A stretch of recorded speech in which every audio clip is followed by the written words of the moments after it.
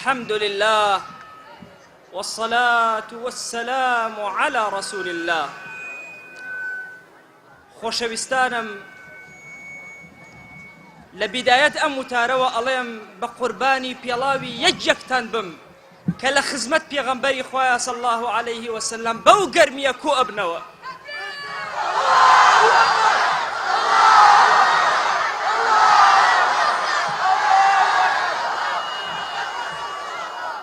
ئێمە ئەمڕۆ لێرە کۆبووینەتەوە بۆ ئەوەی پەیمان بدەین بە کێ؟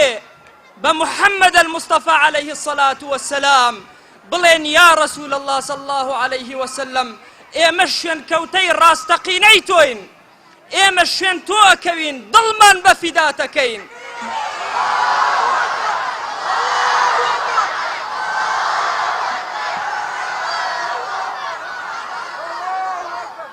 ئەگەرچی زمانمان پڕتاوانە، دەستمان پڕتاوانە، ئەمما یا رسول الله دڵمان پڕ لە خۆشەویستی تۆیە.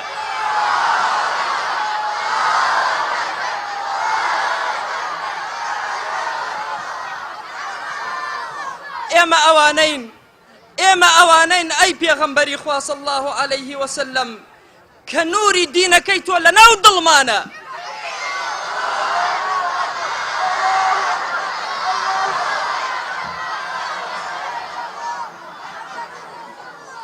نوری دینەکەی تۆ لەناو دڵمانە، نوری دینەکەی تۆ لەناو ماڵمانە. ئێمە ئەو کەسانەین نوێژەکانمان بە جەماعەت جێبەجێ ئەکەین. ئێمە ئەو کەسانەین کە نوێژی بەیانی حوزورمان ئەبێ. ئێمە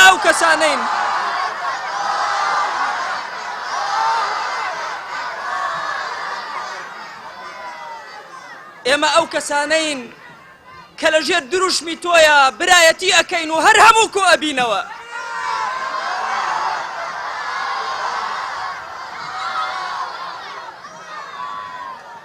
بەڕاستی کە ئەم دروشمەم خوێندەوە دڵم زۆر گەشت بوویەوە. محەممەد صلی الله عليه وسلم پێغەمبەری هەمووانە. هەموومان با پێکەوە ڕەنگەکان لە نێوانمانە بشارینەوە.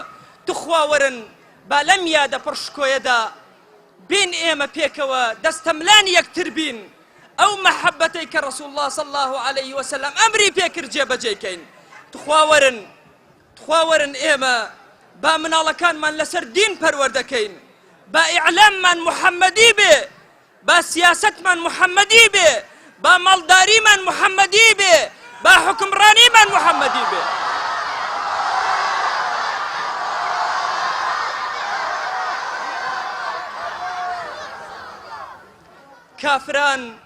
کافران زۆر هەوڵ ئەدەن وشەی محەممەد لە دڵمانە بکوژێننەوە.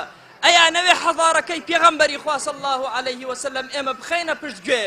ئەمما وەرن با ئێمە پەیمان بدەین لە پێناو حەضارەتەکەی محەممەد المصطفى عليه الصلاة والسلام گیانمان ببەخشین.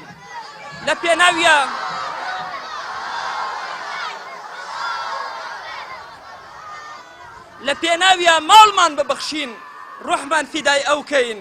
وەرن تخوا بە هەر یەکەمان لە ماڵەکەیە کتێبی سیرەتی ڕەسوول الله صلی الله عليه وسلم بەردەوام هەبێ لەگەڵ مناڵەکانیا.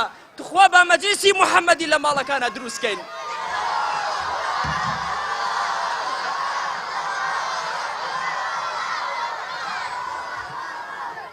لەمە زیاتر کاتتان ناگرم، ئەمەوێ هەندێک دوعاکەم بەس تخوا ئافرەتان ئێوە دەنگ بەرز مەکەنەوە و پیاوان ئێوە هەتا ئەتوانن ئامین بکەن.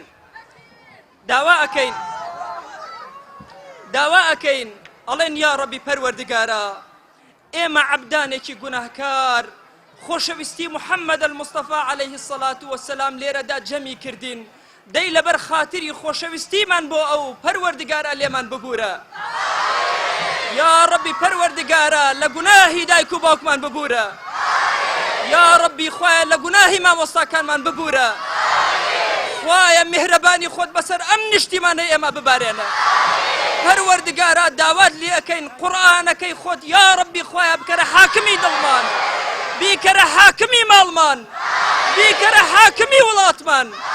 یا ڕەبی پەروەردگارە إيما أمتي رسول الله صلى الله عليه وسلم بر شفاعتي أو منكا لقل أوا حشر منكا بديداري أو شاد منكا وايا بديداري أو شاد منكا لبهشتا بمنكر دروسي أو يا ربي پروردگارا داوال ليكين بناوي جوانه بصفتي برزه باسم عظمه كسما ليرا أمشونا بجنه يلين إلا مهربانيت بسر أم مجلس شارع دا باران دبي مهربانيت بسر أم كردستان دا باران دبي مهربانيت يا ربي پروردگارا بسر أمتي إسلام يا باران دبي آمين آمين والحمد لله رب العالمين.